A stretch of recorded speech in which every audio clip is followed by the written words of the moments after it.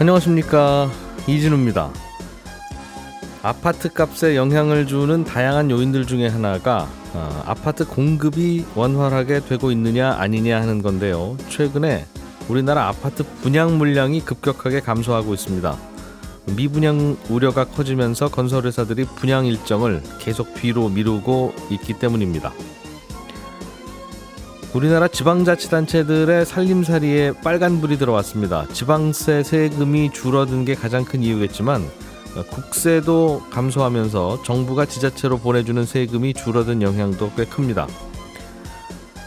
올해 들어서 전 세계 주요 국가들의 증시는 크게 오르는 것도 아니고 크게 내리는 것도 아닌데 유독 일본 증시는 때 아닌 호황을 맞고 있습니다. 조금 전에 말씀드린 이 세 가지 뉴스들 오늘 자세하게 정리해보죠. 5월 19일 금요일 손에 잡히는 경제 바로 시작합니다. 기분도 좋고 날씨도 좋은 금요일 아침, 행복자산관리연구소 김현우 소장, 손에 잡히는 경제 박세훈 작가, 한국경제신문 이상은 기자, 이렇게 세 분과 함께 중요한 경제 뉴스들 정리해 보겠습니다. 어서 오십시오. 네, 안녕하세요.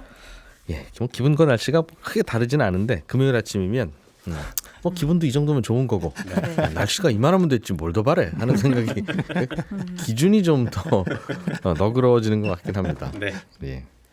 이상은 기자님이 준비해 오신 소식부터 좀 들어보죠. 네.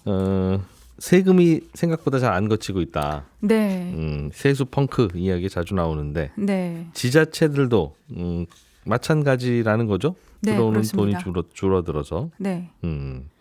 지자체들은 뭘로 먹고 살죠? 생각해 보니까 지방세 거치는 게 주로 취득세, 재산세 이게 다 지방세로 간다고 하던데. 네, 맞습니다. 일단 지방세가 있고요. 그리고 또 하나는 지방세 외에 지자체의 큰 수입원은 정부에서 사실은 받는 돈입니다.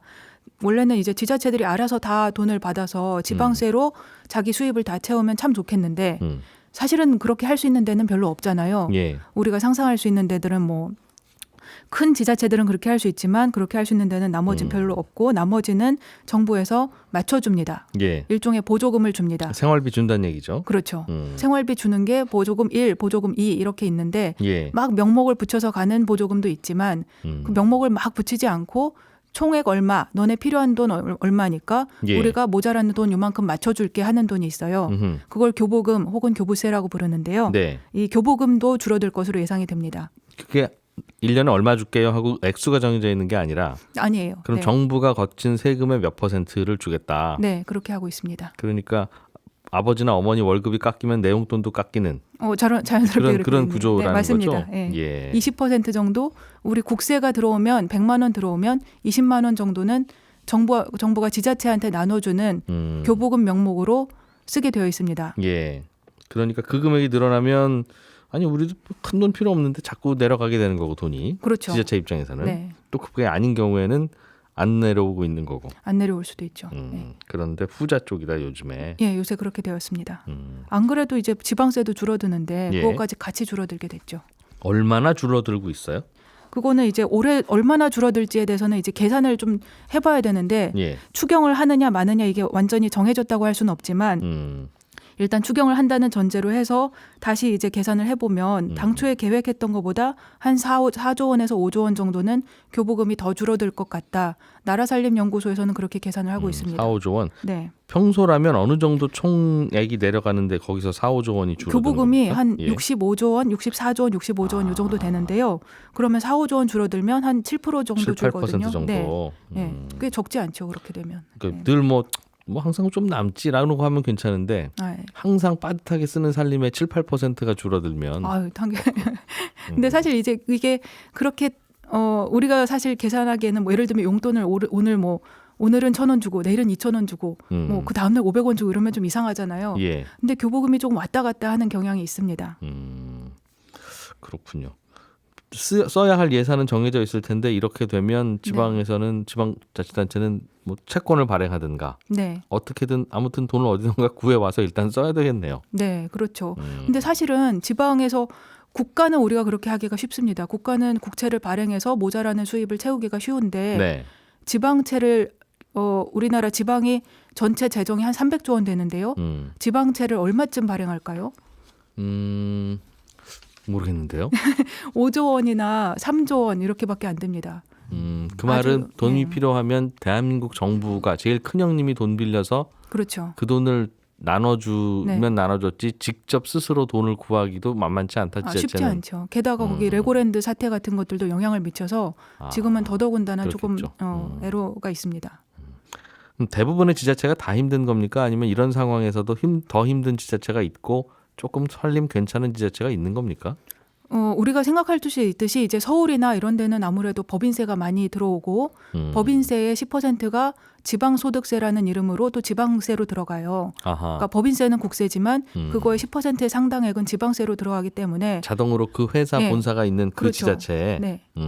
그런 데들이 우리가 떠올릴 수 있는 거는 첫 번째는 서울, 그 다음에는 경기도, 그리고 경기도 안에서도 이제 경기도 단위도 있지만 시 단위로 내려가면 두 군데 있습니다. 어디 있을까요? 판교 디지털밸리 있는 성남시. 맞습니다. 거기 있는 기업들이 번 돈의 10% 자기네 정확히 말하면 네. 번 돈의 몇 세금의 퍼센트를 내는 10%. 세금의 10%가 자동으로 가지만 워낙 그렇죠. 많으니까. 네. 하나 더 있습니다. 이제 삼성전자가 있는 화성시가 있습니다. 아, 그건 삼성전자 덕분에 네, 맞습니다. 워낙 덩치가 네. 큰 이익 규모가 큰 회사니까. 거기도 이번에 삼성전자가 실적이 꽤 많이 줄어들어서 네. 내년쯤 되면 거기도 확 줄어들겠어요. 거기도 많이 줄어들어서 원래는 추경을 한다고 할 때는 보통 이제 돈을 더 늘리는 쪽으로 하는 경우가 많은데 네. 올해는 경기도가 삼성전자가 법인세를 많이 못 내서 그러니까 자동으로 지방소득세도 줄어서 그 경기도가 감액으로 추경을 해야 될 수도 있다는 말도 나옵니다. 그렇군요. 그런 구조인 거는 생각해 볼 부분이 좀 있는 것 같습니다. 예를 들면 특정 시도에 네, 뭐 좋은 기업들이 좀 몰려 있을 수도 있고 아닐 수도 있잖아요. 그렇습니다. 예를 들면 어디 뭐 경상북도 산골짜기에 있는 지자체는 뭘 네. 잘못해서 기업들이 안 가는 게 아니라 그렇죠. 그냥 그러니까 안 가는 건데 네, 어디 기업들이 몰려 있는 곳 지자체는 그래서 돈이 많아서 그 지자체 주민들에게만 무슨 수당 나눠줄 수 있고 그렇죠. 그러면 말이 좀 안 되죠. 어디는 기업들이 없다는 이유로 그 동네 국민도 대한민국 국민인데 그런 수당 못 받으면 네. 그건 좀 이상하구나 하는 생각이 지나가다 문득 드네요. 그래서 그걸 사실은 맞춰주는 것이 아까 말씀드렸던 여러 가지 보조금, 예. 그 중에서도 교보금이라고 하는 것인데, 근데 그 교보금이 사실은 나라살림연구소나 이런 데에서 하는 이야기는 교보금이 아까 전에 제가 용돈에 비유하면 그게 금액이 왔다 갔다 하는 측면이 있다고 말씀드렸잖아요. 예. 아빠 월급에 따라서 용돈도 왔다 갔다. 근데 그렇게 하면 그렇게 작은 지자체들은 경북의 봉화다 이런 조그만한 데들은 그걸 안정적으로 운영하기가 좀 어렵겠죠. 그렇겠죠. 예. 그거를 안정적으로 운영할 수 있도록 사실은 나라에는 중앙정부에는 그걸 버퍼를 완충 장치를 둘 수 있는 여러 가지 기능들이 있잖아요. 뭐 대표적인 게 예. 국채라든가. 네, 그러니까 그런 게 있는 데에서 완충 장치가 있으니까 내려보내는 돈은 조금 안정적으로 운영하는 게 더 맞지 않느냐 이런 의견이 많이 나오고 있습니다. 아무튼 그거에 대한 룰이 없으니까 걱정이다 그 말이군요. 예, 룰이 없는 것은 아닌데 지금의 룰대로라면 이렇게 경기가 움직일 때마다 돈이 늘어났다가 줄어들었다가 이렇게 편차가 커진다는 이야기죠. 그럼 뭔가 제도를 좀 바꿔서 그 네. 편차를 줄일 수 있는 뭔가 그런 보완을 해야 된다는 뜻이겠어요? 네, 그렇게 하면은 좋겠다는 생각이 드는데 일단은 안정적으로 예를 들면 올해 장기적으로 봤을 때 얼마가 빈다. 예. 그렇게 할 수 있어요. 그러면 감액을 해야 된다. 교보금을 감액해야 된다. 이렇게 할 수 있는데 그걸 몇 년에 걸쳐서 감액하면 더 안정적이게 되겠죠. 그런 것은 이제 우리가 할 수 있다는 뜻입니다. 아, 정부 사정이 안 좋아서 많이는 못 내려보내지만 네. 그 사정에 맞춰서 딱 끊으면 힘드니까. 네. 예를 들면 이제 올해는 50조 원 줬다가 내년엔 실제로 이랬어요. 작년에는 70조 원이고 올해는 50조 원이고 이런 식으로 되어 있는데 그럴 게 아니라 똑같이 하더라도 60조 원으로 주면 안정적으로 할 수 있잖아요. 그래야지 이제 예측 가능한 예산을 집행할 수가 있고 그래야 선심성 예산 같은 것도 덜 쓰게 되고 그럴 거라는 생각이 듭니다. 우리나라 전기요금이 요즘 그렇죠. 아, 네. 중간에서 한전이 충격 흡수를 하면서 좀 불쌍한 한전입니다. 네. 그렇게 좀 해주면 좋겠다 중앙정부가. 네. 그렇다는 얘기죠. 네. 또 너무 많이 돈이 내려가도 그 시골에 뭐 돈 쓸 데가 뭐 얼마나 더 있겠다고 갑자기 이렇게 많은 돈이 내려오냐 하는 경우도 있을 테니까요. 그러니까요. 네. 알겠습니다. 전체적으로 보면 지자체들이 어려운 지자체는 어려워 보이기도 하는데 네. 이건 이제 사람마다 생각이 좀 다를 수도 있겠습니다만 탈모 치료 비용도 지원하겠습니다 하는 지자체들도 있어요. 그 상상을 할 수는 있을 수 있는데 네, 많이 있습니다. 예. 그 지자체마다 참 사정도 다르고 다 다른가 보구나 네. 하는 생각도 들고 네. 그걸 우리가 그냥 그런 동네는 그렇고 저런 동네는 저렇지 네. 우리나라는 이렇고 중국은 저렇고 일본은 저런 것처럼 똑같지라고 생각할 건지 네. 아니면 그래도 같은 나라인데 어느 동네에 사느냐에 따라서 이렇게 다르면 되나 하고 생각해야 되는지 그것도 이제 잘 모르겠네요. 그러니까 말하자면 저는 이제 케이크라고 치면 케이크의 빵이 비슷비슷하잖아요.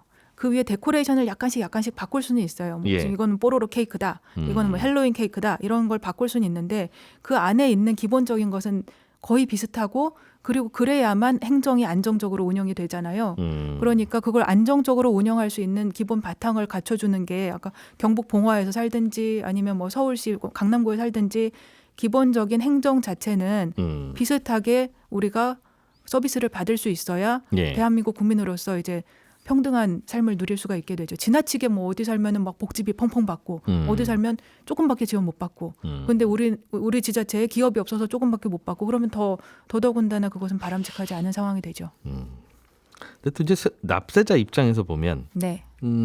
내가 예를 들면 경기도 화성시에 있어서 내가 화성시에다 세금을 냈다는 거죠. 네. 예를 들면 내가 삼성전자다 네네. 그러면 내가 낸 세금은 화성시의 인프라를 갖추는 데 쓰이는 게 좋을 거 아니겠어요. 네. 그래야 세금 낸 보람도 있고. 네. 예를 들면 재산세나 취득록세도 그 동네 지자체로 가는데 내가 낸 재산세가 내 동네에 쓰여야 그게 재산세 내는 보람이지. 더 많이 내는 분들도 있고 적게 내는 분들도 있을 테니. 네. 그러니까 또 지방세지라는 생각으로 내는 건데 그렇지 않고 다 어차피 한 바구니에 서서 n분의 1로 나눴을 거면 그러면 그거는 소득세 법인세 나가서 쓴 거지 그건 또 그것대로 걷고 지방을 위해서 쓴다고 지방세 걷어놓고 이걸 또 나누냐 그렇죠. 하는 논란도 있겠네요. 그런 측면도 사실은 있습니다. 있어서 한 가지는 이제 그럼에도 불구하고 아까 말씀드렸듯이 행정 서비스를 우리가 어느 정도는 비슷하게 유지해야 된다는 측면도 있고 예. 그리고 그런 분들을 위해서 최근에 행정안전부가 이제 만든 게 있는데 고향사랑 기부제라고 자기 이제 자기가 세금을 내고 싶은 곳이 자기 살고 있는 곳이 아닐 수도 있잖아요.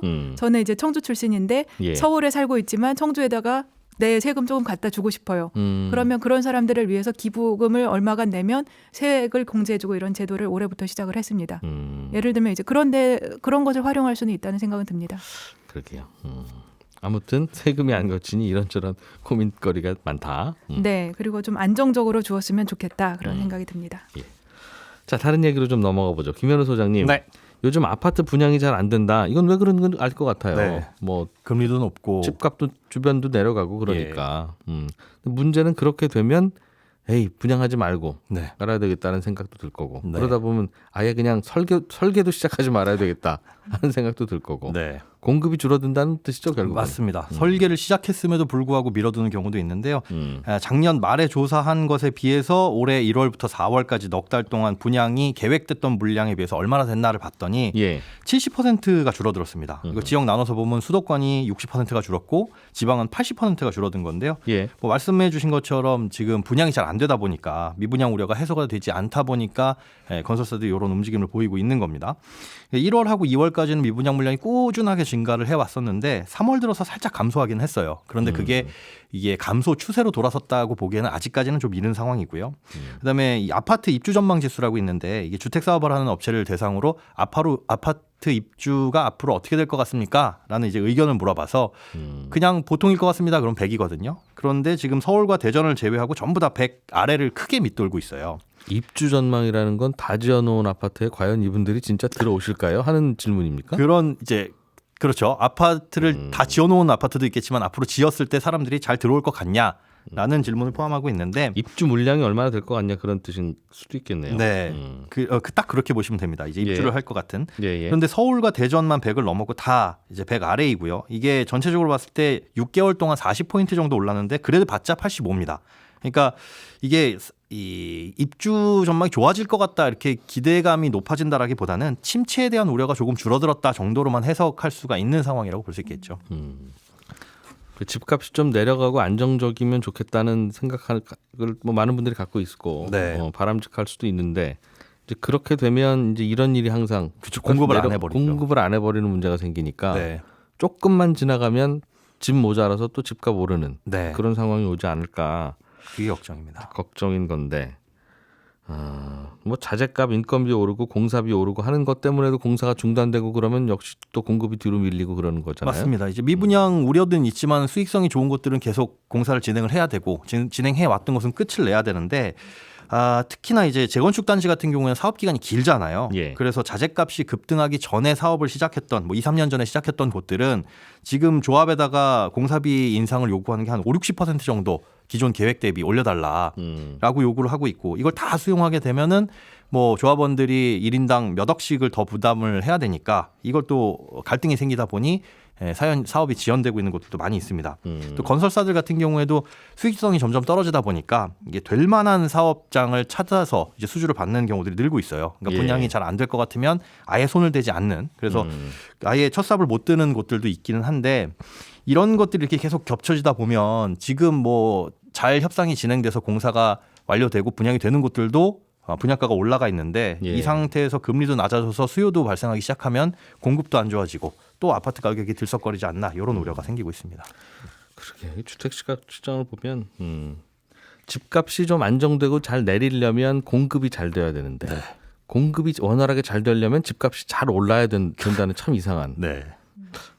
이거 어디다 맞추지 하는 생각이죠. 예를 들면 배가 고프고 공복이라도 잘 버티려면 기분이 좋아야 되는데 기분이 좋으려면 배가 불러야 된다. 뭐 이런 얘기. 그 답이 제일 어려워서 여기까지 네. 문제가 되는 것 같습니다. 자, 박 작가님이 준비해 오신 소식, 일본 주식시장 이야기. 예, 많이 올랐다는 거죠? 많이 오른다는 거고. 많이 오르고 있습니다. 왜 이렇게 오르냐면 다양한 해석들이 나오는데 일단 예. 일본 경제 성장률을 보니까 괜찮게 나옵니다. 얼마 전에 발표가 된 걸 보니까 지난 4분기보다 0.4% 성장한 걸로 나왔거든요. 예. 이런 추세가 1년간 이어진다고 가정하면 연간 환산했을 때 한 1.6% 경제 성장률이. 그렇습니다. 야, 우리나라 경제 성장률과 일본의 경제 성장률이 비슷비슷해지는 때가 오네요. 그렇습니다. 근데 또 작년 말에 주요 경제기관들이 예측했던 게 올해 0.8% 성장할 거라고 봤거든요. 일본은. 그렇습니다. 훨씬 예. 더 잘 나온 거죠. 성적이 이렇게 잘 나오는 이유가 코로나 팬데믹이 끝나면서 일본 사람들이 소비를 많이 늘린 게 가장 큰 이유입니다. 예. 일본은 내수 비중이 워낙 크기 때문에 일본 사람들이 소비를 늘리면 경제가 살아나는 효과가 확실히 큽니다.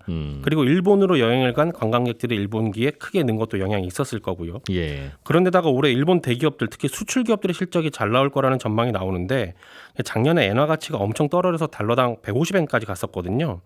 그러다 보니까 수출 기업들 실적이 많이 좋아지고 있고요. 예. 일본 중앙은행 총재가 바뀌면서 혹시 일본이 엔저 정책을 바꾸지 않을까 하는 전망들이 있었는데 지금 보니까 딱히 그럴 것 같지 않고 앞으로도 엔저 정책을 계속 쓸 걸로 보인다. 그러니까 돈 계속 풀 것 같다 이 말이죠. 그렇습니다. 그러면 특히 수출 기업들 실적이 더 좋아지겠구나라는 기대감들이 시장에 생긴 겁니다. 그러면서 이제 외국인 투자자 자금이 일본 증시로 들어가고 있는 건데 외국인들이 지난 6주간 일본 주식을 산 게 23조 원어치예요. 예. 일본 외국인들이 일본 주식을 이 정도로 산 게 5년 만에 있는 일이거든요. 근데 물론 여기엔 그것도 있습니다. 지난달에 워런 버핏 회장이 일본을 미국 외에 최대 투자처라면서 일본 주식 투자 비중을 크게 늘린 것도 어느 정도 영향을 줬을 겁니다. 일종의 버핏 효과가 있었던 거죠.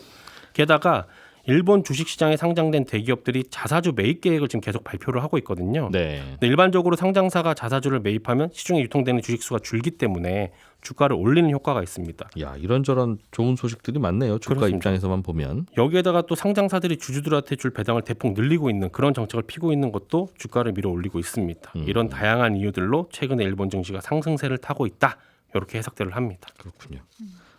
이제 이런 소식은 오르기 전에 알려주시면 참 고마운데 저도 알았으면 대체는 꽤 오른 다음에 네, 해석을 하죠. 해석을 하는 거라서 예, 그건 어쩔 수가 없습니다. 우리의 관심은 앞으로도 더 오를 것 같냐 아니면 네. 여기까지가 다인 것 같냐. 근데 상당히 어려운 질문이긴 한데. 근데 대부분은 전반적으로는 하반기엔 좀 안 좋을 거라고 보는데 왜냐하면 1분기에 그 일본 경제가 좀 살아난 게 소비 때문인데 이건 그냥 반짝 소비라고 보는 거예요. 예.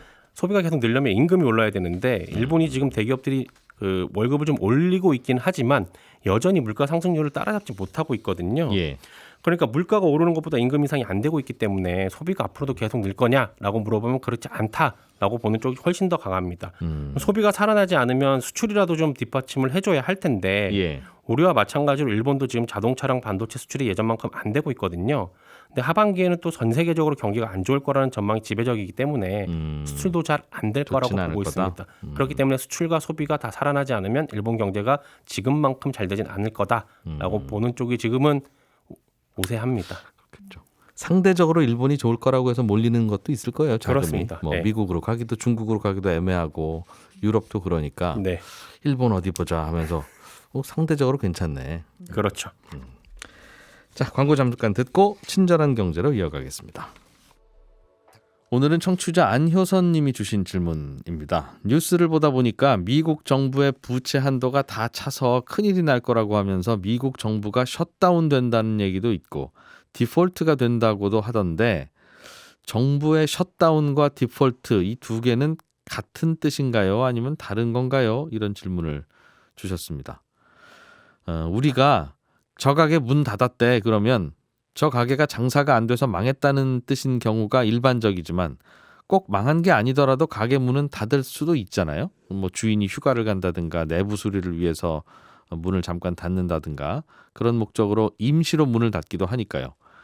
미국 정부의 셧다운과 디폴트도 비슷합니다. 디폴트라는 건 미국 정부가 돈이 없어서 공무원들 월급을 못 주든 국채의 이자나 원금을 못 갚든 뭐 어디 공사 대금을 못 주든 하여간 미국 정부가 주기로 한 돈을 못 주는 상황 이걸 의미하고요. 그러니까 디폴트는 가게로 치면 가게가 망한 거하고 같은 거고 미국 정부가 셧다운이 됐다는 말은 미국 정부가 운영비가 떨어져서 입금이 안 돼서 공무원 월급을 못 주거나 하여튼 정부 운영이 멈췄다는 뜻입니다.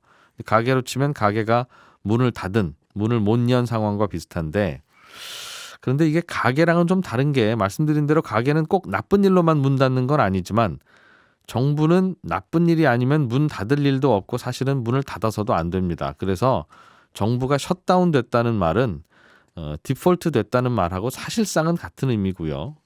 정리하면 미국 정부가 디폴트가 되면 미국 정부는 셧다운이 되고 미국 국채는 이자 지급이 중단이 되고 미국 군인들은 밥도 못 주고 사회보장제도도 작동 안 되고 그런 겁니다. 그러니까 디폴트가 되면 벌어지는 수많은 나쁜 일들 중에 하나가 정부의 셧다운이다. 그렇게 생각을 하시면 되겠습니다. 저희 손에 잡히는 경제 홈페이지에 오시면 친절한 경제에 대한 자세한 안내가 있으니까 참고해 주십시오. 평소에 궁금한 게 있었는데 아무리 찾아도 답이 안 나오더라 하는 게 있으면 편하게 질문 남겨주시면 좋겠습니다. 지금까지 이진우였고요. 저는 다음 주 월요일 아침 8시 30분에 다시 오겠습니다. 함께해 주신 여러분 고맙습니다.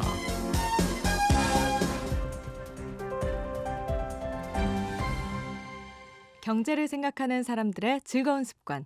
이진우의 손에 잡히는 경제.